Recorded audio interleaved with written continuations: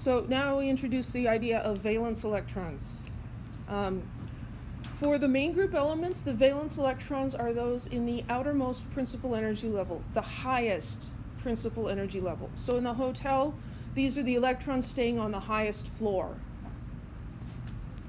For the main group elements, the group number, those are the 1A, 2A, 3A group numbers, corresponds to the number of valence electrons. So if we look at nitrogen, nitrogen is in group 5A. That means it has 5 valence electrons. Very convenient, those numbers. If you're using the other numbers, nitrogen is in group 15, so just disregard the 1, and it's got 5 electrons, valence electrons. So all of the other electrons that aren't valence electrons are called core electrons. They're on the inside. And one of the most important factors in how an atom behaves is the number of valence electrons. So the number of valence electrons is very important in the behavior of atoms. Whoops.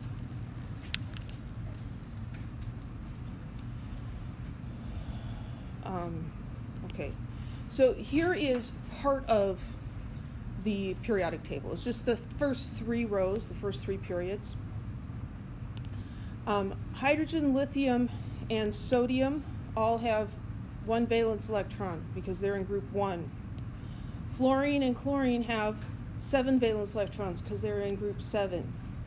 If we look at their electron configurations, so this would be helium plus this one would be neon plus that. We see that that part that's beyond the noble gas is very similar in a column. What's different is the principal level.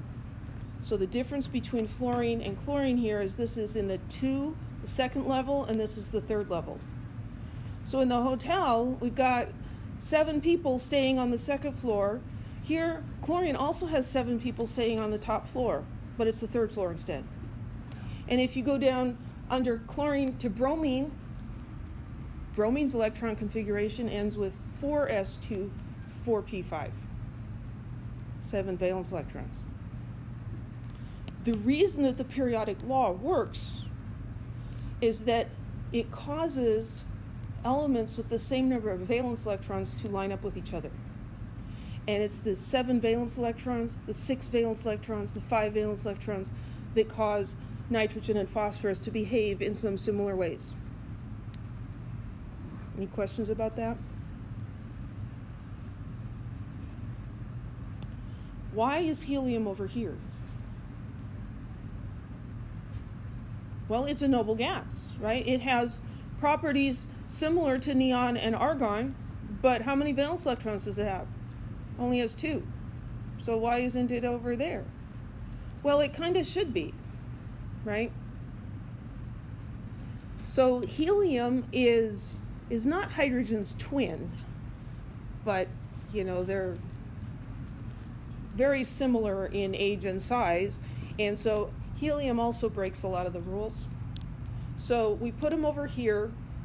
What makes helium be so similar to neon and argon is that its highest occupied energy level is full.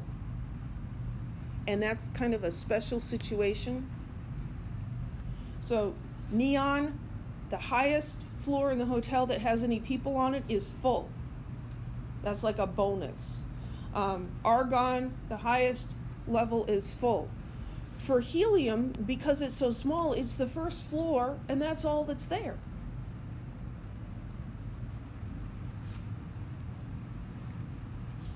So write an electron configuration for phosphorus, identify the valence electrons and core electrons. Well, let's maybe start with the orbital diagram. And how many electrons does phosphorus have? 15.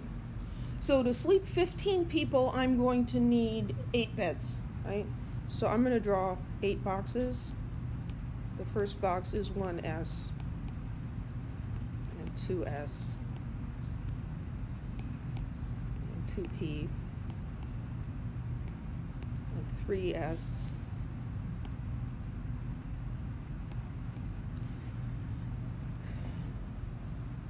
And I wouldn't necessarily need all those boxes, but I have to draw the whole room. So 15 electrons, and we stick these in here. 1, 2, 3, 4, 5, 6, 7, 8, 9, 10, 11, 12, 13. Does this guy want to sleep with the first guy? Nope, he does not. He's going to go over there, and then 15. So you go home and your mom or whoever you see on a daily basis asks you, well, what did you do at school today? We put electrons to bed in a hotel. That's what we did. And they're like, what? Makes more sense than 1s2, 2s2, 2p6, doesn't it? Okay, so write the electron configuration. So 1s2, 2s2, 2p6, 3s2, 3p3. See where I'm getting that from? The 3p has 3 electrons. The 3s has 2, the 2p has 6, the 2s has 2, the 1s has 2. And I just wrote them in the order that they fill. So it says identify the valence electrons and the core electrons. So the 1, the 2, the 3, those are the floors, the principal levels that are occupied. Which is the highest floor that has electrons on it? 3. So let's see, we got some colors in here. So the 3rd floor has how many electrons on it? 5. These are the valence electrons. 5 electrons, those are the valence electrons. They're in the highest floor, the highest principal level, highest quantum number, principal quantum number. The rest of the electrons are the core electrons. How many are there? There's 10. So those are the core electrons.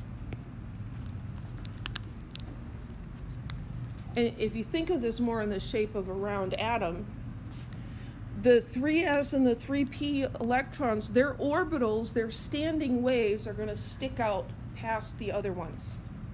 So they're more on the outside, kind of like the skin or the outside of, I don't know, an apple, right? And then you have the core, you have the inside part.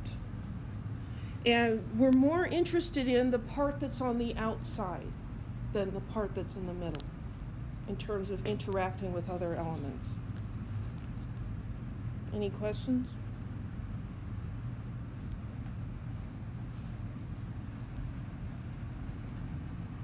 We can divide the periodic table into 4 blocks that represent the filling of the 4 different quantum sublevels. The group number for main group elements is equal to the number of valence electrons for that element, and the row number, the period number, is equal to the highest principal quantum number for that element.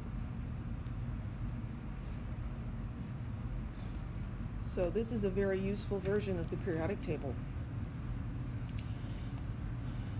And so helium's in blue because, in a way, helium should be over here.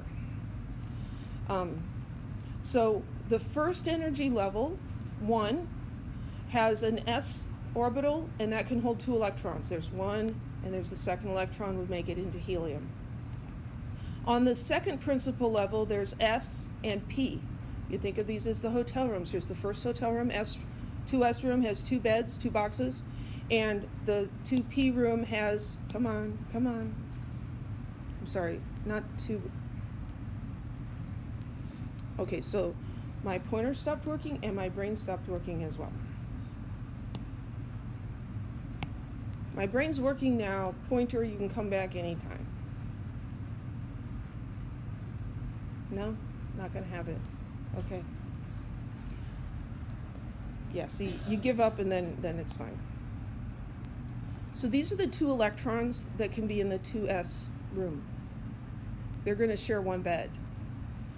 Here in the 2p room, we can have 6 electrons. Now, the orbitals aren't shown here. It's the number of electrons. but the 2p has 6. 1, 2, 3, 4, 5, 6. And then next is 3s. And after that was 3p that can hold 6. And then in the energy level ordering or whatever it was called, 4s, and there's 2. And then this is the D block. 1, 2, 3, 4, 5, 6, 7, 8, 9, 10. The D room can hold 10 electrons. But this isn't the 4D. It's in the 4th row, but it's not 4D. Because there was 3D and we haven't encountered that yet. So I think of it this way, that these are n minus 1, where n is the principal quantum number. So that's 3, and this is generally representing 4, so that's 4s, and this is 4p. But for this block, imagine that they used to be up here. They used to be up there. Because that makes a better pattern here, right? Down a step, down a step. They used to be up there and they sank. Much like the flora of the Central Valley of California, the ground is sinking because we keep pumping water out of the aquifer. They sank. So when we get to this region, I'm in the 4th row, but I have to remember this isn't 4D, this is 3D. 3D, and it's just that middle part that is sunk over here. This is the P block, and I'm back to the regular numbering, 4P. Next is 5S, and then I'm into the Ds again. Again, this sank down, so this isn't 5D, this is 4D. And then 5P and 6S. And then things get a little wonky. See this arrow here, and there's a little gap. And this is 57, and that's 58. This part actually should be inserted in there, like this one is. It's stuck in the middle. And we're not going to worry about the D and the F, and is there one D or all in the F or whatever. But here, so this is 6S, this is 5D, and then this part sank again, and so this is n minus 2. Whatever the floor is, the wrong color. Whatever the principal level, n minus 2. Because that came from right here. So 6, n minus 2, this is 4F. 4F back to 6P.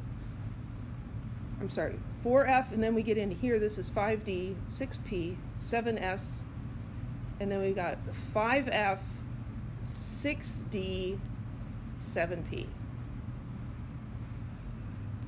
Now, is there anything beyond that? Well, they haven't made any new elements beyond 118 yet. And even when they do, they're so unstable, even these guys are so unstable, that you can't really study their behavior. You can't even get a good molar mass on them or make enough of them to see if they're solid or liquid or find their mass or anything useful like that. Any questions? We will not be working with the F block a lot.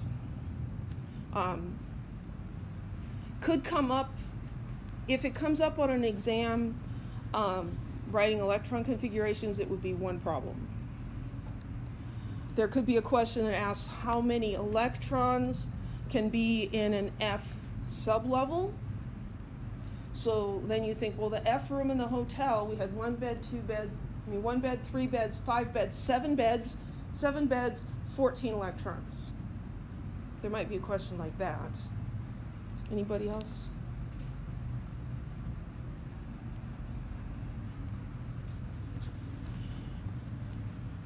So here is a more vague periodic table, but this just shows us how do you write an electron configuration from the periodic table. So if we're doing chlorine, So let's say I wanted the noble gas electron configuration for chlorine.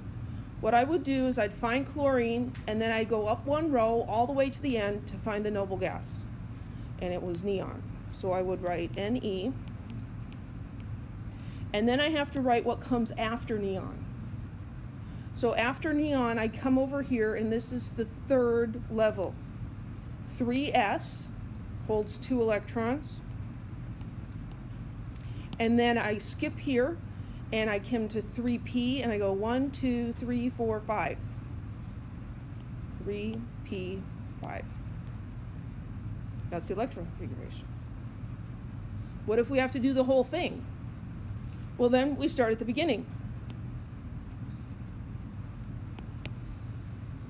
And we go 1s, and then there's this weird second one over there.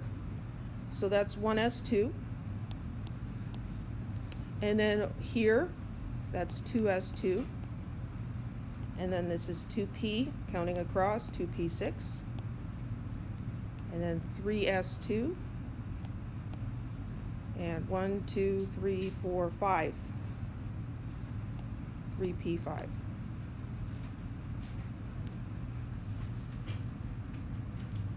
So we don't have to memorize that or energy level diagram, because we can just count across on the periodic table. The one tricky thing is you have to remember that when you get down here to this one, this is not 4D, it's 3D. And you get down here, this one came from the 6th level, but you have to subtract 2, that's 4F. So it's a smidge tricky, but yeah. I'm missing the trickiness. So you're saying... Well, for chlorine, there's nothing tricky. Right. Yeah. But if we're dealing with the element in section B, So let's maybe do germanium, just for fun. Germanium is right here. And so we'll do the noble gas. So then we're going to go up one row and look to the end and ask ourselves, well, what is that noble gas? That noble gas there is argon. So I'm going to have argon, and then I look at what comes after argon. Well, here I'm in the 4th row in the S block. 2. So 4s2. And then I come to the D block, and there's 10. But is that 4d10? It's not 4d, it's 3d. 3d10. And then I've got 2 in that block, and that's 4p, so that would be 4p2.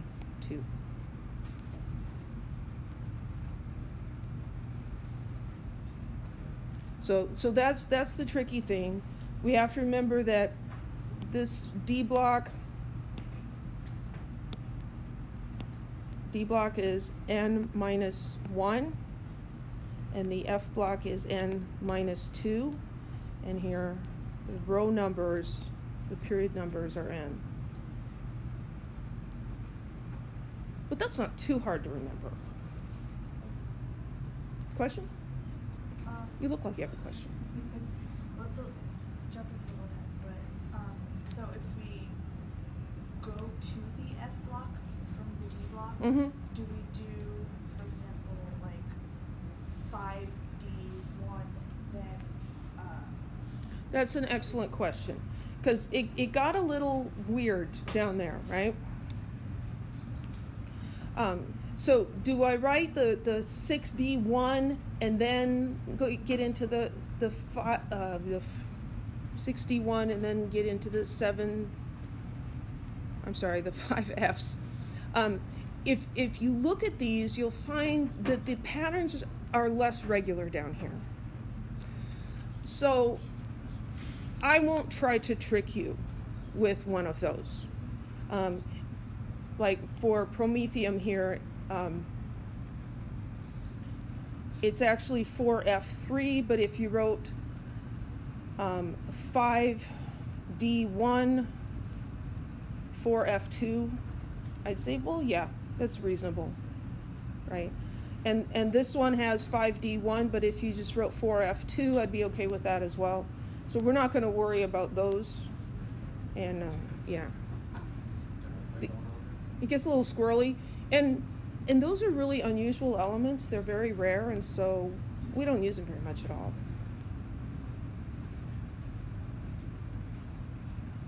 So let's practice a little more. Here's a regular periodic table. Use a periodic table to determine the electron configuration of bismuth.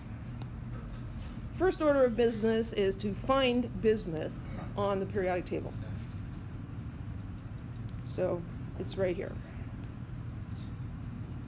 Way down there. I'm like, oh, great. Let's do the noble gas one first. So what is the previous noble gas? Xenon. Right? So for the noble gas shorthand, I can start with xenon in brackets. And then I can look at, well, what comes after that? So here, 6s2, right?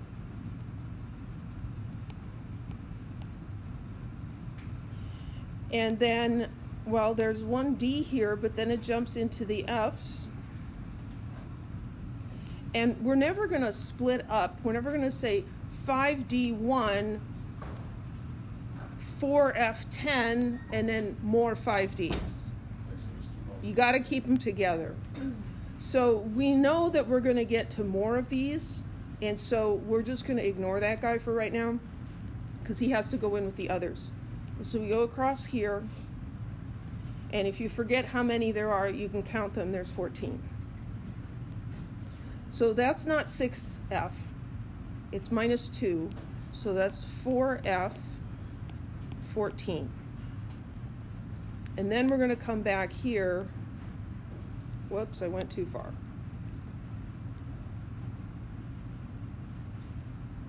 The D block sank 1, so that's 5D10. And then this is in the P block, 1, 2, 3.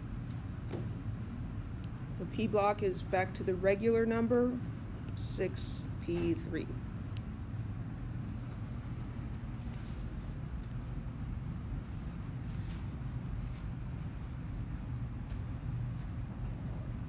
If I had to do the whole thing, I would just go across to the periodic table. Here's 1s2, 2s2, 2p6, 3s2, 3p6, 4s2, 3d10, 4p6, 5s2, 4d10, 5p6, and then we're back to this stuff.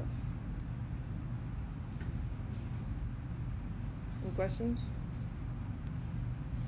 just keep all the D's together, keep all the F's together. Yeah, I keep the D's and the F's together. Yes? Yes. I think I have another example here. Oh, here we have some electron configurations for each element. And this question was earlier in the chapter, but I see no point in really doing these until we can just use the periodic table. So chlorine. We find chlorine on the periodic table, and let's go back to this one. Here's chlorine. And so you can just fill it in. We can look up here, and here's neon. Actually, hang on. Okay, so I've got a periodic table here now. So writing the electron configuration for chlorine. We're going to find chlorine on the periodic table. And we can actually read the last term off of the periodic table, because this is in the P block, the third row, so this is 3p, 1, 2, 3, 4, 5. So this is going to end in 3p5. So this one's pretty small, and so let's go ahead and write the whole electron configuration. So starting at the top, we've got 1s2, and then we go to row 2. That's the S block, 2s, 2. And then this is the P block, 2p6. And then here's 3s, 3s2. And then here, 1, 2, 3, 4, 5. 3p5.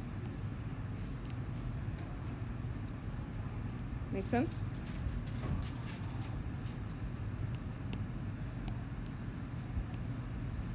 So I'm going to use this periodic table for the other ones too.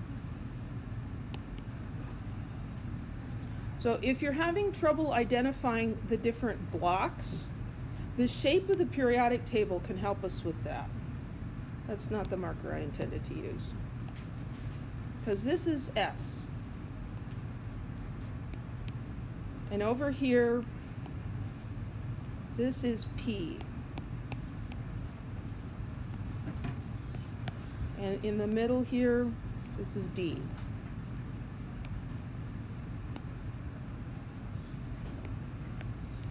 And then F is down here. So if you want to bring colored pencils to the exam and color in your periodic table, just do it real quick. Don't do detailed coloring, because that'll take too long. That's absolutely fine to do, to write on the periodic table and mark it all up and remind yourself of stuff. Did you have a question? Oh, I was asking, we did use a shortcut with the note on that? Or is We could use the shortcut, yes. So let's look at that.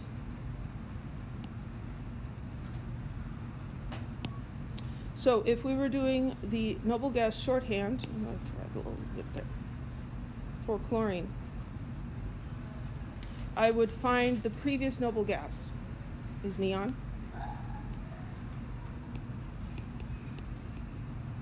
And then I'd write down what happens after neon.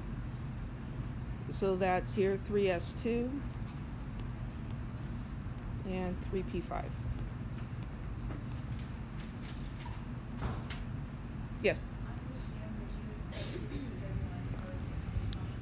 Good question. On the exam, would I accept either one? This would most likely be a multiple choice question, and so I wouldn't give you the option. It'd be either one or the other. Yeah.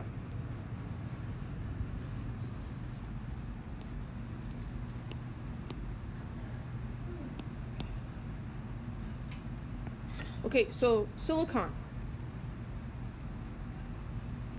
Here's silicon.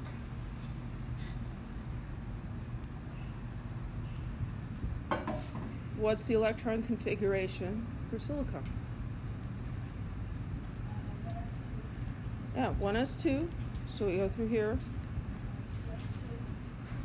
2s2. 2p6. 3s2. 3p2. 1s2, 2s2, 2p6, 3s2, 3p2. And then you can check yourself. 2 plus 2 is 4, and 6 is 10, and 2 is 12, and another 2 is 14, and silicon has 14 electrons. So that's good. We could do the noble gas shorthand for that one too, but it's very similar. Any questions about silicon?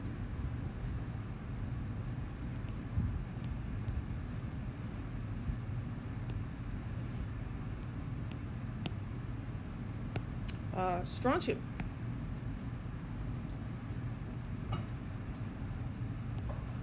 The strontium's down here. So I can tell that this is in the 5s area, so 5s2 is what it's going to end in. Let's do the shortcut. Yeah, but then we miss all the fun with the d orbitals. Yeah. So 1s2, 2s2, 2p6, 3s2, 3p6, 4s2. Everything's very straightforward up till then. Now the D block, which D block is this? It's 3D. So this is 3D, 10, and then 4p6, and 5s2. So let's see if I can write all that out.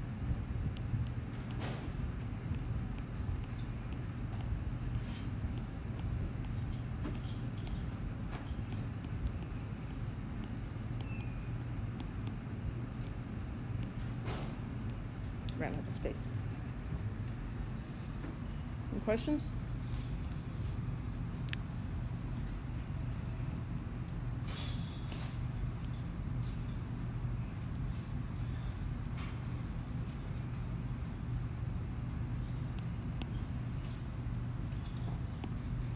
Okay.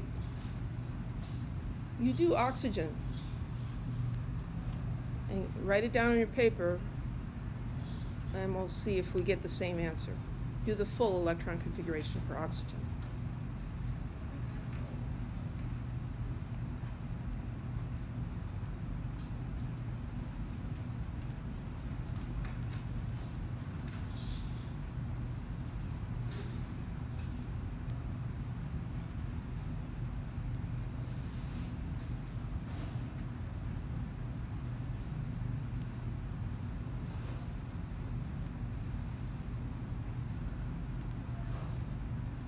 So how does it go for oxygen?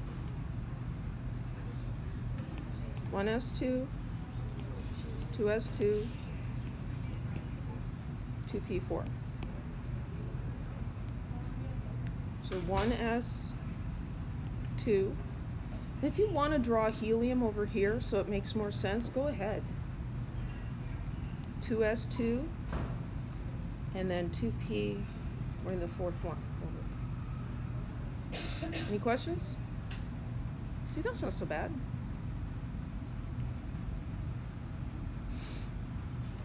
Of course, it couldn't just be that. That's irregular electron configurations. So we've discussed the sublevel splitting, that the S sublevel is lower in energy than the 3D.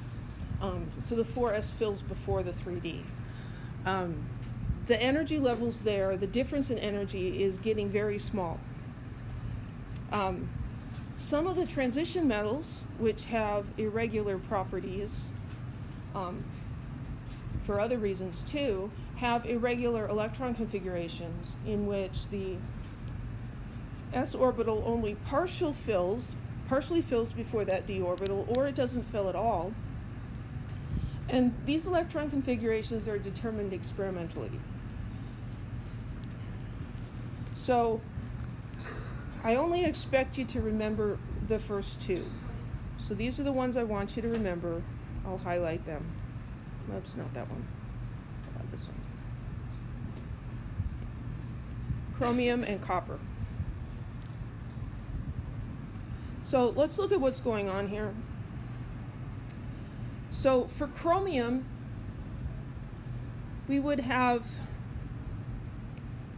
argon, and then if we're looking at the an orbital diagram, after argon, what's the next thing? What's the next sublevel? 4s, right? So I'm going to draw an orbital diagram because it helps for this one. 4s, and then after 4s is 5d. And 5d has 5 boxes. Did I say 5d? Yes, sorry, 3d.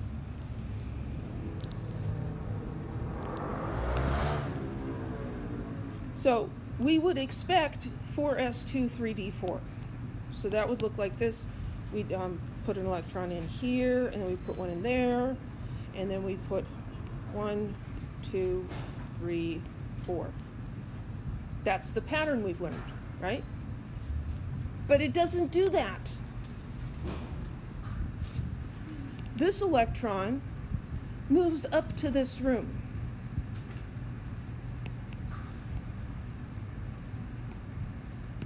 So this electron is not there, it's over here. Same number of electrons. Do you notice that that's much more symmetrical? Everything's half full. There's an energy bonus when you have completely full or half-filled rooms, sublevels. And so for the hotel, you could say, well, there's a Groupon deal that if you've got, you know, the 4S room and the 3D room exactly half full, then you get a discount, if that helps you remember it. So chromium actually does 4S 1 3D 5. This is what it does. And then copper, we can look at what copper does. So copper is also a core configuration of argon, and there's the 4S and the 3D. The 3D has 5 orbitals. So for copper, we're putting 11 electrons in there. And so we would expect to fill up the 4S. There's 1, 2, 3, 4, 5, 6, 7, 8, 9, 10, 11. That's the pattern. But what it actually does is this electron comes up here. So here I have this small room half filled, or I could have the big room. I'm sorry, here I have the small room full, or I could have the big room full and this one half full. Full or half full is better than this weird combination. And so this guy moves up and goes in there. Now we have this room is half full and this room is completely full. Did it really make any difference to that guy? He was sharing a bed either way. So